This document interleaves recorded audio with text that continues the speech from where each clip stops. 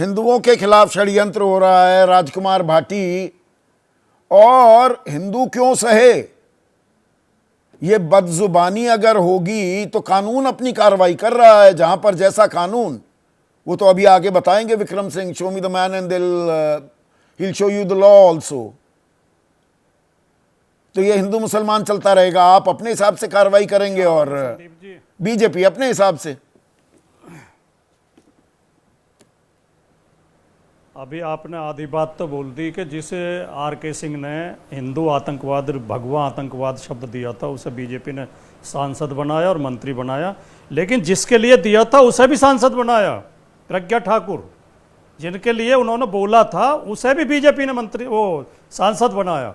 और अब जो है एटीएस जो उनके लिए फांसी की मांग कर रही है कोर्ट में, अभी उनके सजा की मांग कर रही है। खैर, मैं जो शर्मिष्ठा पनौली की बात पे आता हूँ, उन्होंने जो वो डाली है, पोस्ट डाली है, उसमें जो शब्द प्रयोग कर रहे हैं बहुत ही भद्दे, बहुत ही अशिष्ट शब्दों का प्रयोग किया है और उसमें एक पूरे समुदाय को निशाने पे लिया है।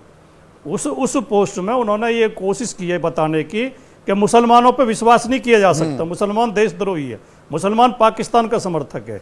ये बहुत गलत बात है, ये देश में शांति भंग करने का प्रयास, और फिर उनके नबी को भी गाली दी है उसमें जो, तो ये बहुत गंभीर विषय है। और मैं इस बात से सहमत हो सकता हूं कि शर्मिष्ठा एक मासूम बच्ची है, स्टूडेंट है, उसके साथ उदारता के साथ पेश आया जाए, इस बात से मैं सहमत हो सकता हूं। लेकिन दो बहुत गंभीर बातें मैं संदीप जी कहना चाहता हूं। नंबर एक बात तो यह कि ऐसे उदाहरण बीजेपी को प्रस्तुत करने चाहिए। बीजेपी की सरकार केंद्र में है और ज्यादातर प्रदेशों में है। जरा जरा सी पोस्ट पे, जरा जरा से बयान पे, जरा जरा से उन पे तो अरेस्ट कर लेती है, लोगों को जेल भेज देती है। प्रोफेसर अली खान के मामले को मैं दोहराना नहीं चाहता, उन्होंने एक भी शब्द गलत नहीं लिखा था, इसके बावजूद भी जेल भेज दिया। तो अगर आप ये चाहते हैं कि गलती छोटी मोटी हो गई और माफी दे दी तो जाए, उसी रास्ते पर ममता बनर्जी भी तो चल रही ऐसे हैं। उदाहरण आप two wrongs don't make a right ना राजकुमार भाटी साहब, फिर तो उसी राह पर ममता भी चल रही है।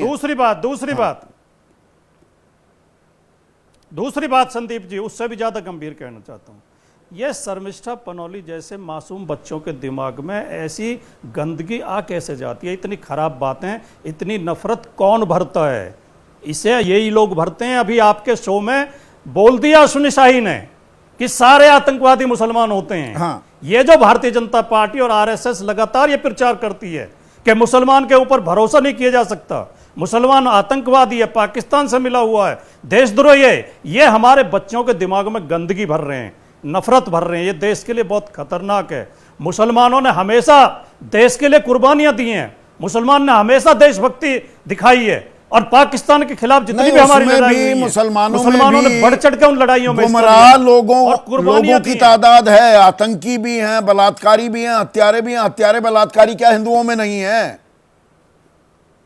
ये धर्म का चश्मा जब हम पहनकर हर चीज का विश्लेषण करते हैं, तब हम किस खतरनाक मोड़ पर, किस चौराहे पर अपने देश को अटका रहे हैं। नहीं, भारत में अगर आतंकवादी मूवमेंट, मुसलमानों को कौन सा आतंकवादी मूवमेंट है? नक्सलाइट मूवमेंट बड़ा ज्यादा खतरनाक है, उनसे तो ज्यादा हत्याएं नक्सलियों ने की हैं। पंजाब के आतंकवाद में ज्यादा हत्याएं हुई। गुजरात में किन लोगों ने हत्या की थी? निर्दोष मुसलमानों की, उनके साथ रेप किए, बच्चे मार दिए। दिल्ली में निर्दोष सिखों की किसने हत्या की थी? तो ये कह देना ये बहुत खतरनाक। और भारतीय जनता पार्टी और आरएसएस को अपनी सोच में सुधार कर लेना चाहिए। मैं तो हाथ जोड़ कर उनसे निवेदन करूंगा, मैं आपके हाथ जोड़ कर कह रहा हूं, अगर इस देश का भला चाहते हो तो इस नफरत को फैलाना बंद कर दो। पर ये दोनों तरफ से फैलाई जा रही है ना। आप मेरे सवाल के दूसरे अंश का जवाब नहीं दे रहे हैं। ममता बनर्जी भी तो उसी राह पर चल रही हैं। वो पकड़कर वो शर्मिष्ठा पनौली की जगह वो खदीजा होती तो क्या गिरफ्तार करती है, तत्परता दिखाती। पश्चिम बंगाल पुलिस 15 दिन तक टोहती रहती, ढूंढती रहती और फिर गुड़गांव से पकड़कर लेकर आती। संदीप जी, ये गिरफ्तारी इसलिए जरूरी थी कि कहीं ये मैसेज ना जाए कि इस देश में कोई कुछ भी कर सकता है और कानून कुछ नहीं करेगा। कानून को काम तो करते हुए दिखना चाहिए। उस लड़की की पोस्ट बहुत ज़्यादा खराब है। एक स्टूडेंट है, एक अच्छी यूनिवर्सिटी की स्टूडेंट है, उस नाते मेरी भी सहानुभूति है, लेकिन उसकी पोस्ट बहुत ज़्यादा खराब, उसमें बहुत खराब शब्दों का प्रयोग किया गया है और दो समुदायों के बीच नफरत फैलाने की कोशिश की गई है और एक समुदाय को पूरी तरह निशाने पर लिया गया है और उनके पूज्य लोगों के लिए अब शब्द बोले गए हैं। तो उसमें कानून को कार्रवाई करनी ही चाहिए थी। अगर कानून कार्रवाई न करता, अगर शर्मिष्ठा की दूसरे मामलों में अगर दरिया दिली की, थोड़े संयम की, थोड़े धैर्य की मांग की जाती है तो यहां पर क्यों नहीं की गई? पर यहां पर अपने अपने चश्मे से देखा जा रहा है क्या? खेल सारा हिंदू मुसलमान बनाकर छोड़ दिया है क्या? अगर खदीजा की गिरफ्तारी गलत थी तो शर्मिष्ठा की भी है, और खदीजा की अगर गिरफ्तारी सही थी ये कि वाजपेयी, तो शर्मिष्ठा की भी सही है। इसमें थोड़ा सा डिफरेंस आ गया। डिफरेंस ये आ गया कि इसने, ये जो शर्मिष्ठा है, इसने वीडियो डाली, वीडियो डिलीट कर दी। हाँ, एक दिन बाद। यस, एक दिन बाद। खदीजा ने 2 घंटे में कर दी थी। तो मैं उसी पे आ रहा हूँ, वो उसने डिलीट कर दी और माफी भी मांग ली। उसने मांगी। खलीजा में शायद माफी नहीं थी। किसने कहा? 2 घंटे में 5 बजे उसने वीडियो डाला, 7 बजे उसने सारा डिलीट कर दिया और माफी मांगी। ठीक है, तो दोनों पैरेलल हो गए। हाँ। अब सवाल इस बात का है कि सरकार और उसकी एजेंसियां क्या डिस्क्रिमिनेट कर रही हैं? देखिए, डिस्क्रिमिनेशन वर्ड भी बड़ा अजीबोगरीब डिस्क्रिमिनेट है। क्रिमिनल केसेस में डिस्क्रिमिनेशन इज परमिसेबल, बट जब गवर्नमेंट की कोई स्कीम होगी या गवर्नमेंट का कोई एक्शन होगा तो discrimination is not permissible. Her crime के केस के अलग अलग फैक्ट्स होते हैं। अच्छा, अलग अलग फैक्ट्स। एक सेकेंड, लेकिन अब यहाँ पे ममता दीदी आ गई बीच में, तो Mamata Didi is known for तुष्टीकरण। देवेंद्र फडणवीस आ गए बीच में, या नायब सिंह सैनी आ गए बीच में, आ रहा हूं मैं। वहां पर कूद गई महिला आयोग की अध्यक्ष, वो यूनिवर्सिटी पहुंच गई FIR दर्ज कराने के लिए। मैं उसी पे आ रहा था। हाँ। देखिए, चाहे ए की सरकार हो, चाहे बी की सरकार हो, चाहे सी की सरकार हो, सवाल उसका नहीं है। अब ये आज की डेट में चलन बन गया कि आप जो मर्जी वीडियो डाल दीजिए, उसका रिपरकशन क्या होंगे वो नहीं सोच रहा। तो वो दोनों के लिए बराबर होने चाहिए ना? होने चाहिए, बिल्कुल होने चाहिए। अब इसमें क्या होगा ऐसी स्थिति में? अगर फोर्स में भी डिवीजन हो रहा है, फोर्स में भी लाइकिंग डिसलाइकिंग आइडियोलॉजी के बेस पे हो रही है, एजेंसियों में हो रही है, तो ये एक बड़ा खतरनाक बात है। नहीं, मुझे एक बताइए, आप तो वकील हैं, अब बार काउंसिल ऑफ इंडिया की बार एसोसिएशन ने गिरफ्तारी की निंदा की। एसोसिएशन के अध्यक्ष वो तो बीजेपी के राज्यसभा सांसद हैं। हाँ, इसमें भी फर्क है। अच्छा। बार काउंसिल ऑफ इंडिया ने कोई रेजोल्यूशन पास नहीं किया।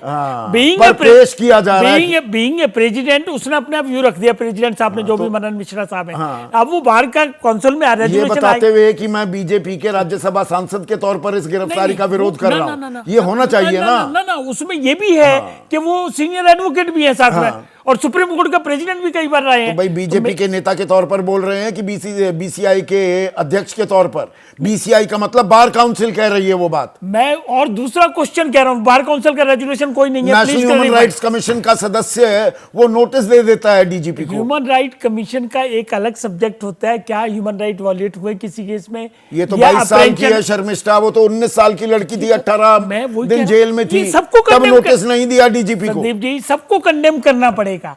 अगर स्टूडेंट के साथ इस तरह का व्यवहार होगा, चाहे कोई भी स्टूडेंट, तो देना चाहिए था ना नेशनल ह्यूमन राइट्स कमीशन को, नोटिस देना चाहिए था। हर चीज का कॉग्निजेंस लेके उसको सिमिलर ट्रीटमेंट। महाराष्ट्र के डीजीपी को मैं कुछ और कह रहा हूं। हाँ। मैं आपको एक और इसका सॉल्यूशन दे रहा हूं ना। इस तरह के सॉल्यूशन कई बार आए देश में।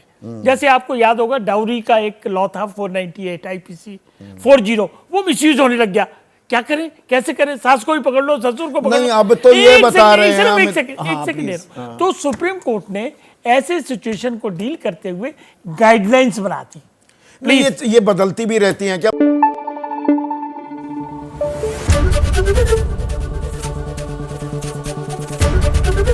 ABP न्यूज आपको रखे आगे।